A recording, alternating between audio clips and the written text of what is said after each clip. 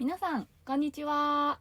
今日は、そうですねのフレーズが日本人を怒らせてしまうことがあるという話をしたいと思います。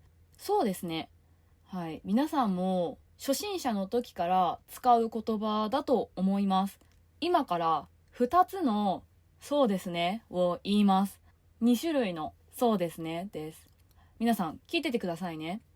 違いをね、聞いててください。そうですね。そうですね。はい。皆さん、違いは分かりましたか？言い方が違いましたね。でも、意味も全然違います。言い方？イントネーションですね。イントネーションが違うだけで、同じ言葉でも意味がね、変わるんです。実はね、こういう話がありました。以前ね、日本語の学習者さんが、そうですねって言いたかったのに、そうですねって間違って言ってしまいました。そしたら、日本人がすごく怒ってしまったんです。これはね、実話です。本当の話です。だから、皆さんも言い方をね、ちょっと間違えたら、日本人はもしかしたら、すごく怒ってしまうかもしれません。はい。では、どうして日本人は怒ってしまったと思いますか？日本人が怒った理由はわかりますか？ニュアンスのちょっとの間違いが大きなトラブルの原因になるかもしれません。今回の動画では、このイントネーションの違いだけで言葉の意味が変わる日本語を、このそうですねともう一つご紹介します。私のチャンネルでは日本語や日本の文化、日本人である私の意見をわかりやすい日本語でお伝えしているので、日本語を聞いて自然に日本語を話せるようになりたい人のためのポッドキャストです。日本語を学習している人はぜひチャンネル登録といいねボタンで応援をお願いします。はい。ではまず、そうですねと、そうですねの違いですね。まず、そうですね。そうですね。はい。これは考えをまとめるときに使います。なので、意見を求められたときとか、意見を言いたいけど考える時間が必要なとき、そういうときの、フィラーみたいな感じで使います。例えばね、これどう思うって聞かれたときに、そうですねって言って考えながら自分の意見を言います。では次に、そうですね。はい。これはですね、同意の意味です。つまり、私もそう思います。という時に使います。そうですね。こう言ったら、同意している。私はあなたの意見と同じように思います。っていう風な意味が伝わります。でもね、言い方がそっけないと、実はどうでもいいですっていう意味にもなってしまうんです。相手の話に興味がないから、話を受け流す、聞いているようで、どうでもいいやって思っている。そういう時に、そうですねって言ったりします。これはね、実はかなり失礼です。友達に言う時もすごく注意しなきゃいけないし、年上の人とか目上の人と話している時に、そうですねなんて言ったら、すごく怒ってしまうのは当たり前です。さっきね、お話しした日本人が怒ってしまった理由っていうのはこれですね。学習者さんは本当は、そうですねっていう風に考えるために、そうですねって言いました。でも、そうですねってそっけない言い方をしてしまったので、相手の日本人は怒ってしまったということです。これはね、実は特に日本語の中級者さんから上級者さんは気をつけてほしいです。初心者さんだと相手もね、日本語をまだ学んでるんだな、日本語の初心者なんだなってわかるから、初心者だからきっと間違えちゃったんだろうなって思ってくれます。あれって思っても、きっと違う意味だったんだろうなって考えてくれますね。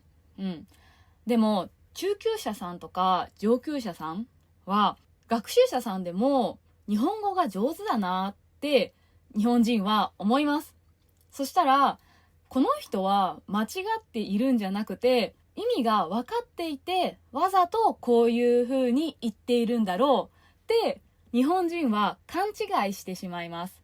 皆さんの日本語が上手だからこそ、間違って言ってるんじゃないな、失礼だと思いながら言ってるんだなって思われてしまう。勘違いされてしまう。そういうことがあります。このね、話も実はって言いましたよね。実際にこの間違いをした人も日本語が上級で、普段は日本語をペラペラ話しています。だからこそ日本人は、そうですねの言い方を間違えたとは思わなかったんですね。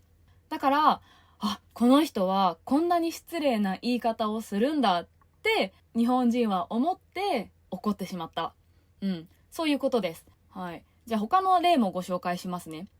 例えば、そうですかと、そうですか？はい、これですね。そうですかは、相手の言ったことを初めて聞きました。で、わかりました。理解をしたときに、相づちっていう意味で、そうですかって言います。こんな感じに使います。例えば、レストランに行って、今日のランチタイムは終わってしまいましたって言われたときに、そうですか。こうやって言うと、わかりました。残念です。っていう気持ちが伝わります。はい。でね、じゃあ一方で、そうですか？これは、私はあなたの意見に同意しません。あなたの意見に対して反発します。そういう気持ちがあるときに使います。例えば、この服かわいいよねって言われたときに、そうですか？って言ったら、私はそういう風には思いません。私は可愛くないと思います。そういう意味になってしまいます。これはね、とっても失礼です。なぜかというと、これはね、反発の気持ちが入ってるからですね。可愛いと思うのは変です。そうなんですね。可愛いと思うんですねっていう気持ちだけじゃなくて、いや、私は可愛くないと思います。可愛いと思うのは変ですよ。そういう気持ちが入っているのが、そうですか？ですね。なんかね、相手をちょっとバカにしているように聞こえます。じゃあ、この服可愛いよねって言われて、そうですかって言ったら日本人は怒ると思いますか？大体怒らないと思います。ちょっと、って思われてしまうかもしれないけど、怒ることはあんまりないと思います。なぜなら、否定の意味ではないからですね。その可愛いっていう気持ちは、自分の中にはない新しい気持ちだったけど、理解します。そうなんですね。そういう意味ですね。だからね、自分はそうは思わないけど、あなたはそう思うんですね。そういう気持ちが表現できるんですね。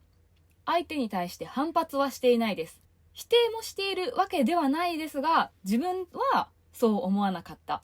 そういうことを自然に伝えられます。だから、日本人は、そう思わないって普通に聞いてくれると思います。でも、そうですかって言ったら、日本人は怒ってしまうかもしれません。なぜなら、私はそう思わないです。あなたは変ですね。そんな風な反発的な意味に聞こえるからです。ちょっとね、この言い方は失礼ですよね。だから、もし、自分はそう思わない。ということを伝えたいんだったら、そうですか。でも、私はあっちの方がいいと思います。そういう風な伝え方をすることが大切ですね。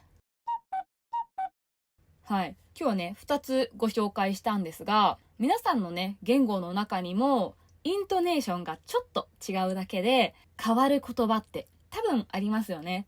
日本語でもね、イントネーションはとっても大切で、言い方をちょっと間違えるだけですごく失礼になってしまうことがあります。今回はね、そういう例を2つご紹介しました。本当はね、もっとあると思うんですよ。でもね、どうしても思いつきませんでした、すぐに。すみません。もしね、もっと思いついたら、またね、次以降の動画でご紹介しようかなと思います。逆に皆さんは、こういう間違えた経験をしたことがありますか？もしね、あればぜひ教えてください。それはね、恥ずかしいことではないです。チャレンジしているから間違える。だからぜひ自信を持って教えてください。共有してもらえたね、経験はもしかしたら私がこの動画にするかもしれないです。そしたら他のみんなも助かりますね。他の皆さんにとっても学びになると思うのでありがたいです。ぜひ教えてください。ということで今日の動画は以上です。今日の動画が面白いと思ってくれた方はチャンネル登録といいねボタンで応援をお願いします。それでは次の動画でお会いしましょう。またねー。